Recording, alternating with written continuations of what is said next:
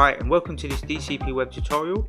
In today's tutorial I'm going to show you how to install and use the Grammarly Chrome extension.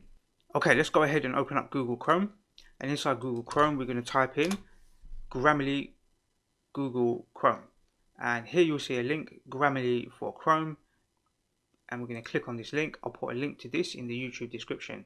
It's got 10 million installs, it's got over 32,000 reviews, so it's quite a popular plugin. We're going to click add to Chrome here. So let's click add to Chrome, then add extension here.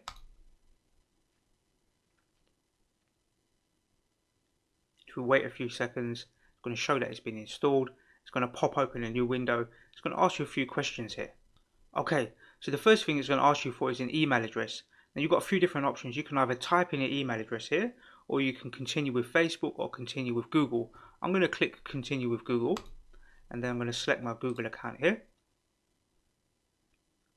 And it says most of my writing skills is for, and it's asking you what is it for. Is it for work, school, or other projects? I'm going to select work, and then I have something skills, so I have intermediate writing skills. It's asking you simple few questions. We'll click continue, and then it'll ask you if you want to upgrade to the premium version or if you just want to use the basic version. For now we're going to say continue to Grammarly's free version, right, this green button.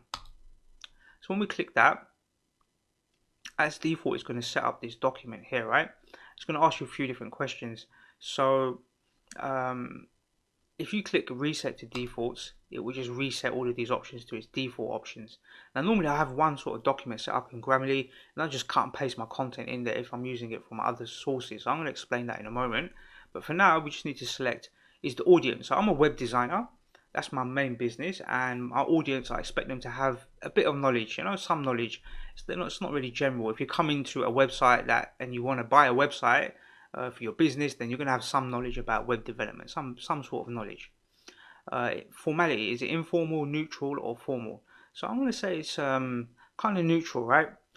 And the domain, now these ones are all grayed out, and I'm going to have to select general as default. And then the tone, is it confident and it's analytical? These sort of things I think are relevant to my sort of business, but you can select whatever is relevant to yours.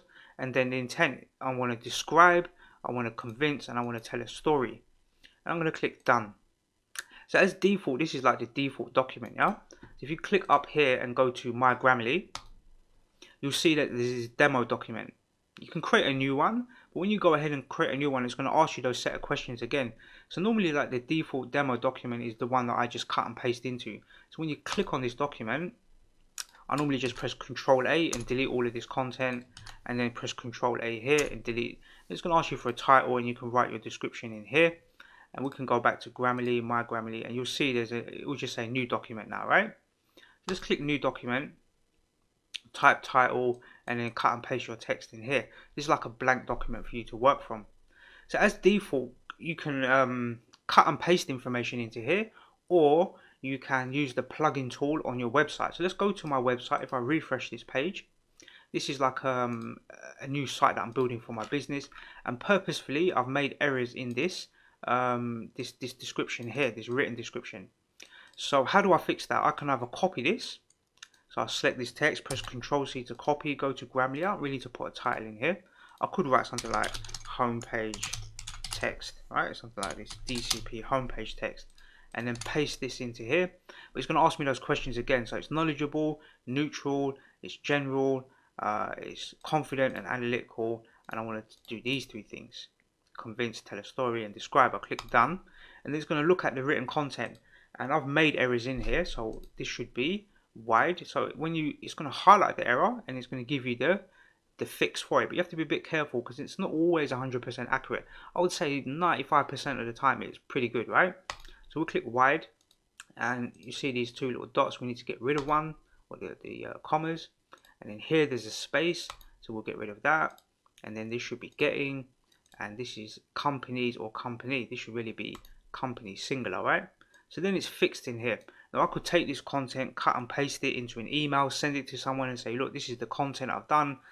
You can see the score up here is like 98%, so it's pretty good. It says hard to read, punctuation, and complex compound sentences, weak and uncertain language. So when we selected those options, it reviewed this content and it's giving some more suggestions, but you got to go to premium if you want to see those additional suggestions. But I think it's pretty good. I've read through it. As long as you're happy with it, maybe you get someone else in your business to read it, maybe a client or one of your colleagues, and say, what do you think about this content? Maybe get 2 or 3 people to read it, and if they're happy with it and you're happy with it, then it's pretty good, right? So there's another way to fix all of these errors.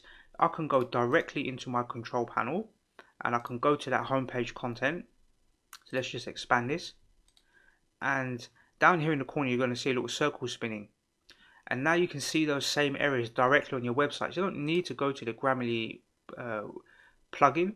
You can actually do the fixes directly on your website. So you just click on the word, this is wide, then get rid of the comma, and then let's get rid of this, and then getting, and then you've got company here, and then we can minimize this and save it, go back to the website, refresh it, and those are fixed as well.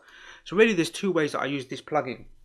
If I close this, let me just close this, I can just go to my website, edit a page, and then it will read through the content on that segment, and we can fix it in real time there directly in my control panel. If I'm in something like Google Gmail, my Gmail account, and as I'm typing an email, it would look at that email and fix those errors in there as well as I'm typing it, right? But applications like Thunderbird or some sort of desktop application, then you may need to go and cut and paste in the information before you send it. So how would I do that? I will click this tab here, and then I'll click here, and then click on this title here, and that will open up Grammarly. You can see the original text that I was writing before, so you can have a create a new document. But 9 times out of 10 I just click here and I just delete what I've written in here because I don't need it anymore, it's been fixed.